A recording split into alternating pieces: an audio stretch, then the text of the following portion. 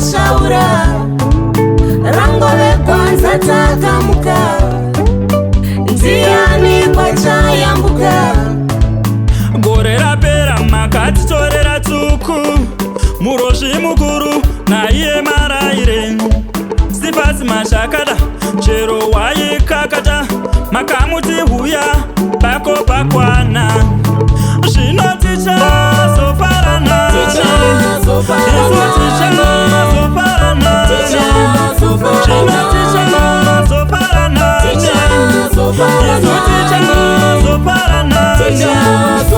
kwaita matanzire kudenga zvomotitorera vemango mava ichiridzira kedeka tosara tave kungochema isu kungoti mura wenyu baba kuti chose tichapera hatizivi achavhara kwanza tiri kungochema isu tiri kungochema baba tiri kungochema isu tiri kungochema baba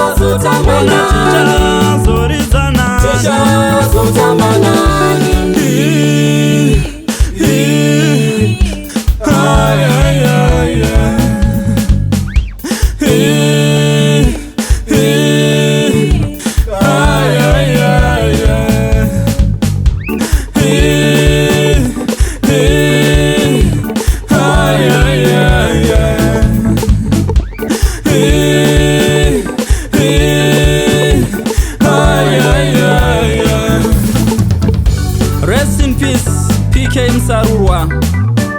We will always remember you.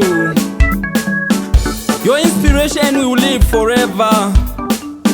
We will always have memories from the Dolce Nyunga Nyunga that you used to play. Rest in peace. Wakarwadzisa. Hey.